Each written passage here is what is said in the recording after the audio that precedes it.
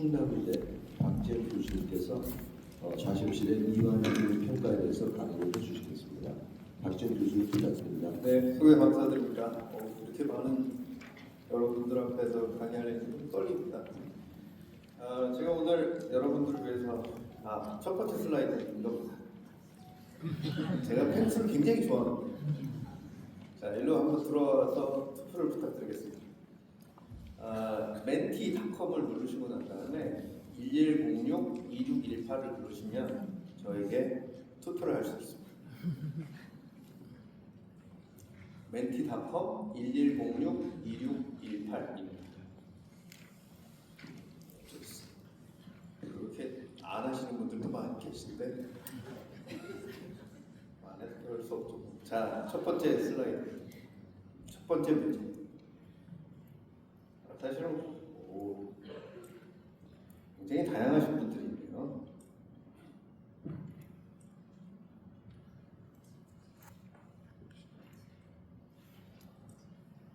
그래도 많은 분들이 정문희 선생님이랑 손오거라프 선생님들이 좀 많이 계시네요.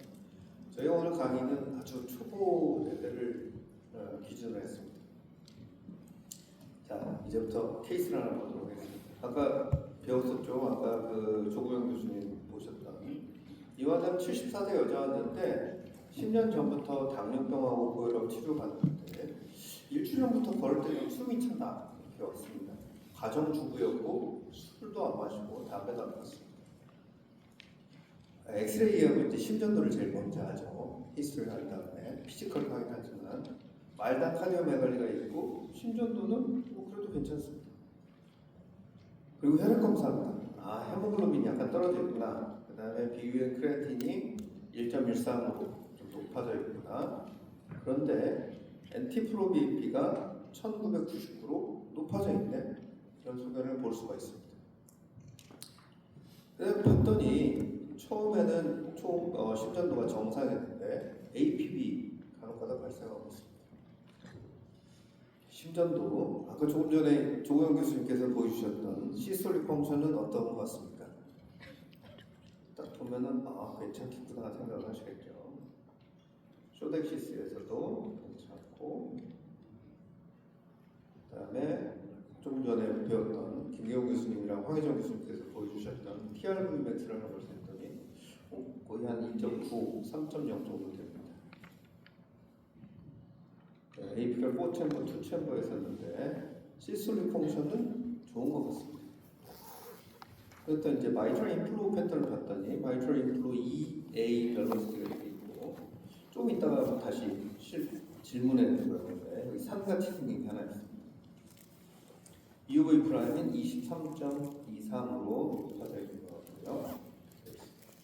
자, 이 환자는 어떤 것 같습니까?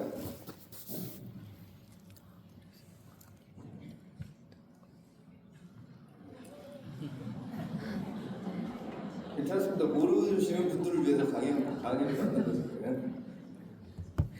그래도 다행히도 조금 전에 조구영 선생님께서 강의를 잘 해주셔서 수축 기능이 떨어졌다는 말을 한 번도 안 하셨어요.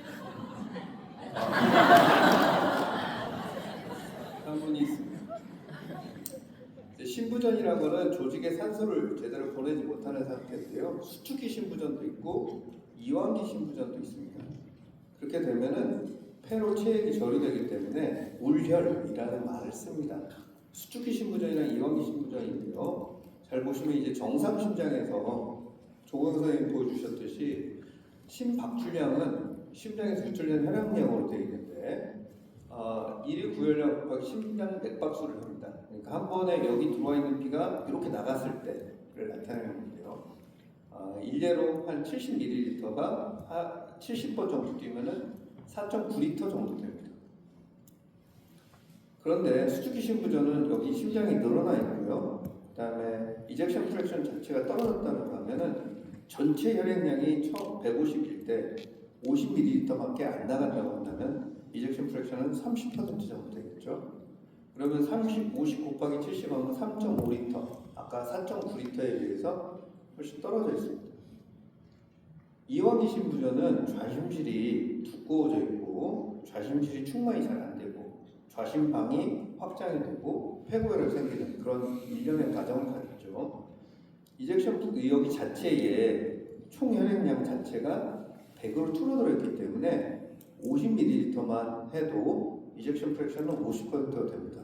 하지만 50 곱하기 70으로 하면 3.5L로 수축기 신부전이랑 비슷하게 총 심박출량 자체에 떨어져 있는 겁니다. 정상에 비해서. 그래서 이젝션 프랙션이 좋다고 해도 이 사람은 다이아스톨릭 디스펑션이 생길 수 있다. 다이아스톨릭 하트 페일러가 생길 수 있다. 이걸 아시기 바랍니다. 그래서 좌심실의 이완기 장애는 충만, 이완의 장애가 발생해가지고 좌심방의 기능이 감소되고 좌심실의 충만함의 증가가 발생하는 상태를 이완기 장애라고 한다. 그래서 일반적으로 이 하나, 둘, 세 가지가 있는데요. LV가 작고 스티프해지고 시스톨 디스펑션도 하나의 영향을 미칠 수 있고 애트럴 디스펑션 생길 수 있다고 되어 있습니다. 그런 상황이 발생할 수 있는 질환들은 비만이라든지 고혈압, 나이가 들거나 수축기 신부전 이런 관상동맥 질환, 비후신근병증 여러 가지 장애가 있을 수 있습니다.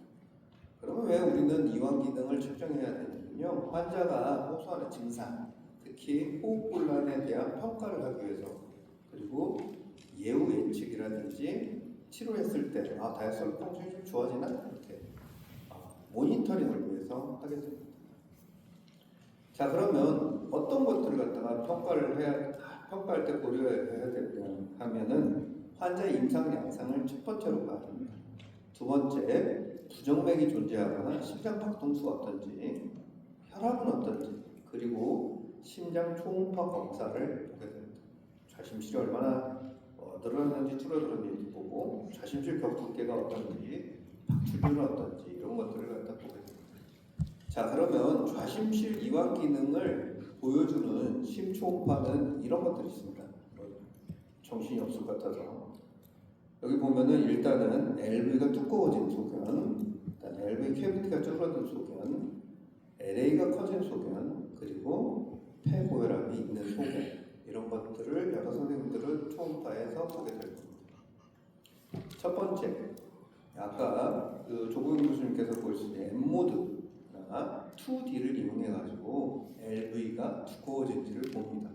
정상적으로는 이 우리나라에서 M모드하고 2디멘셔널 에코로 측정한 정상 수치인데요. 남자, 여자 보시면은 95% 컨피던스 인터벌이 여기 보시면 한 10 정도까지, 여자는 9 정도 되는데 저희는 11 이상 정도 되면 아주 두꺼워졌구나 얘기를 하게 됩니다. 마찬가지로 LV의 이 벽 근량을 측정할 수 있습니다. 아까 조금 전에 측정한 캐비티의 티크니스, 이 월의 티크니스를 가지고 좌심실의 근량을 측정할 수 있는데요. 이런 공식이 있습니다. LV 매스는 큐브 포뮬라라는 걸 가지고 측정할 수 있고요. 남자는 115, 여자는 95 이렇게 되어 있는데, 이거 왜 그러냐면 정상 노멀 레인지가 여자는 43에서 95, 남자는 45에서 115이기 때문에 남자에서 95 이상, 여자에서 95 이상이고 남자에서 115 이상이면은 이 사람은 근량이 증가됐다 이렇게 얘기를 합니다. 그래가지고 렐러티브 월 티크니스는 LV 캐비티에 비해서 LV 월이 얼마나 두꺼워진지를 보는데 이렇게 네 가지로 나눌 수 있습니다. 또한 좌심실의 내강이 줄어들게 됩니다. 이것도 마찬가지로 M모드나 2D로 측정을 하게 되고, 일반적으로 정상일 때 시스톨 때는 25에서 한 36, 37까지, 다이아스톨 때는 44에서 57까지 되어 있으니까요. 저희는 3, 4, 5, 6 이렇게 여기가 엔드 시스톨 때 34, 다이아스톨 때 56 이렇게 저는 그리고 있습니다. 그래서 줄어들 수 있고요. 좌심실 이완 기능의 평가에 있어서 제일 중요한 것 중에 하나가 이 마이트럴 인플로우를 이용합니다.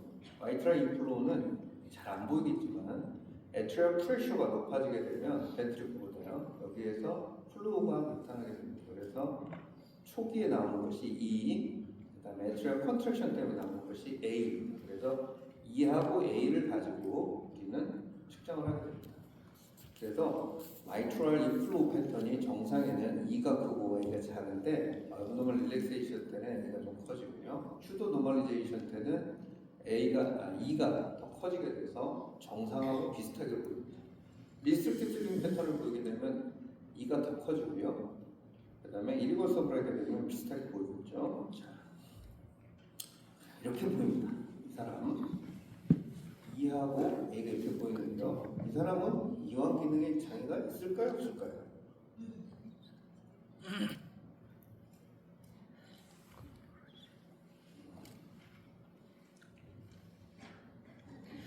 그렇죠.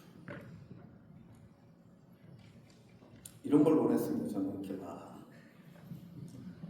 근데 모르겠습니다는 자, 이럴 때는 어떻게 해야 되는지를 갖다 보여주려고 사실 했는데요. 이렇게 보이면은 이게 노말인지 아니면 휴도 노말인지 잘 모를 때 두 가지를 해봐야 됩니다. 첫 번째, 발살바 마뉴버를 해보면 프리로드가 감소합니다. 그러면은 발살바 이렇게 배에 힘을 꽉 주면은 E가 낮아지고 이렇게 E가 낮아지는 형태를 보이죠. 그럼 이 사람은 휴도 노말이겠구나 생각을 할 수 있습니다.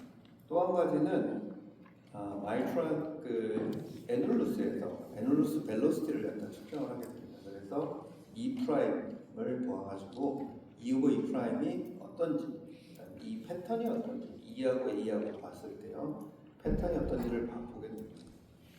그래서 이게 손대원 교수님께서 만든 굉장히 아주 많이 사용되는 다이아스톨릭 디스펑션의 평가에 있어서 바이블로 보이는 이런 그림인데요.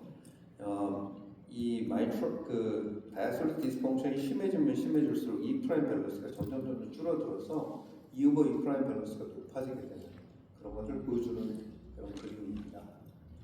그래서 그리고 E 오버 E 프라임은 LVDP를 측정하는 데 도움이 되고 E 오버 E 프라임이 한 15 정도가 되면 LA 프레셔가 높아집니다. 이것을 얘기할 수 있습니다. 그래서 이렇게 보이면 배에다 힘 줘가지고 발살바해가지고 어떻게 패턴이 변화되는지, 마이트럴 인플로우 벨로시티랑 마이트럴 애놀루스 벨로시티를 갖다가 그게 어떻게 변화되는지 갖다가 봐가지고 이 사람이 휴도 노멀인지 아니면 노멀인지를 평가할 수 있게 됩니다. 이건 참고해주세요. 그리고 좌심방이 확장됐는지를 보게 되는데요. 좌심방이 우리나라에 평가했을 때 여기 보면 남자에서는 28에서 44까지, 여자에게서는 42까지 되어 있는데 미국에서는 이렇게 되어 있습니다. 볼륨을, 그러니까 LA 볼륨을 바디 서피스 에어로 나눠가지고 34를 기준으로 합니다. 34에서, 그러니까 34 이상이면은 커졌다고 하는데요. 41까지를 마일드 어브노말, 48까지를 모더레이트 어브노말, 48 이상이면 시비얼리 어브노말로 하는 것이 이렇게 되어 있습니다. 그래서 34 이상이라는 숫자, 이 숫자가 여기서 나옵니다. 그리고 여기서 TRVmax를 갖다 측정을 해가지고 이거는 TRVmax는 레프트 쪽에 프레셔가 높아지면 빼고 들어오기 때문에 펄모널 하이퍼텐션이 생길 수 있는 걸로 되어 있습니다. 그래서 이 펄모닉 밸브가 정상일 때 TRVmax는 펄모널 아테리 시스톨 프레셔를 갖다가 에스티메이션 할 수 있기 때문에 그렇습니다. 그래서 TR을 갖다가 측정을 해가지고 TRVmax가 2.8이라는 숫자가 되게 되면 이거는 폐고혈압이구나 생각을 했습니다. 그러면 LV 이젝션 프랙션이 정상일 때는 이 네 가지를 꼭 보라고 되어 있습니다. 에버리지 EOV 프라임이 14 이상이거나 세프탈 E 벨로시티가 7, 그다음에 라터럴 E 벨로시티가 10 미만이거나 TR 벨로시티가 2.8 이상이거나 LA 볼륨 인덱스가 34 이상일 때 두 개 이상이 포지티브면 인터미디에이트인데, 그러니까 두 개가 포지티브면 두 개 이상, 그러니까 세 개 이상이면은 다이아스톨릭 디스펑션이 있다. 그리고 한 개만 포지티브일 때는 노멀이다. 이렇게 할 수가 있습니다. 그럼 이젝션 프랙션이 떨어진 거는 어떻게 되냐? 마이트럴 인플로우를 봐가지고 EA 벨로시티가 0.8, 그 다음에 E 벨로시티가 50cm/s 이하면 노멀 LA 프레셔라든지 그레이드 1 정도 있을 거라고 하는데 2 이상이다. 그러면 그레이드 3 다이아솔 디스펑션이라고 할 수 있고요. 여기 있을 때는, 이 가운데 있을 때는 세 가지 크리테리아, EOV 프라임, 그다음에 TR 벨로시티, LA 볼륨 인덱스를 가지고 평가를 하게 됩니다. 자, 근데 아까 조금 전에 있었던 할머니, 70세 할머니는 여기 보이시죠? 요거 산처럼 생긴 거. 이건 뭘까요?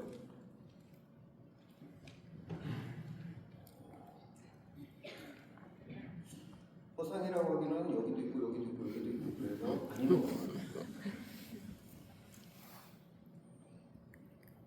자, 이거는 L 웨이브라고 하는 겁니다. L 웨이브. 혹시 간혹가다 이렇게 E하고 A 사이에 이런 플로우가 있다는 여기 보면 LA 프레셔가 이렇게 높아져가지고 LV 프레셔가 높으니까 여기에서 플로우가 보이는 겁니다. L 웨이브는 그냥 핑크 밸런스가 20cm/s 이상으로 보이는 이 파형이 보이는 경우를 얘기하는 거고요. 어드밴스 다이아솔 디스펑션의 하나의 마커이기 때문에 여러분들이 꼭 이런 걸 보시면은 이 사람은 다이아솔 디스펑션이 좀 안 좋겠구나 생각을 해주시기 바랍니다. 그리고 간혹가다가 우리 소노그래퍼 중에 지금 참석했을 수도 있을 수도 있겠지만 간혹가다 이걸 가지고 A라고 하는 APB인데 A라고 하는 우기는 사람들이 있었는데 그거 아닙니다. 이거는 AP 때도 이렇게 보일 수 있기 때문에요. 이거 A예요. 이렇게 얘기하다가 혼나는 경우가 있을 수 있습니다. 그리고 최근에는 좌심방 스트레인을 이용할 수 있는데요. 좌심방 스트레인 이렇게 LA 쪽에다가 이렇게 해가지고 측정을 할 수 있고요. 리저버 스트레인이 18% 미만인 경우에 있어서는 LA 필링 프레셔가 좀 증가되겠구나 생각을 하고 아까 인터미디에이트, 인컨클루시브 했을 때 LA의 리저버 스트레인이 18% 미만이거나 펌프 스트레인이 8% 미만일 때는 이 사람은 LV 다이아솔 디스펑션이 있겠구나 생각을 할 수 있습니다. 결론입니다. 좌심방의 이완기를 평가하는 것은 호흡곤란 환자의 평가에서 굉장히 중요한데요. 이완 기능만 EOV 프라임만 보지 말고 초음파에서 좌심실이 얼마나 두꺼워졌는지, LA는 얼마나 커졌는지, 그 다음에 EOV 프라임 얼마, E 밸런스랑 A 밸런스는 어떤지, EOV 프라임은 어떤지 이런 것들 한번 보시고요. 이런 것들을 다 보고 난 다음에 평가를 하는 게 좋을 것 같고, 하지만 제일 중요한 거는 우리는 초음파를 보는 게 아니고 환자를 평가하는 거기 때문에 꼭 환자를 보시기 바랍니다. 감사합니다.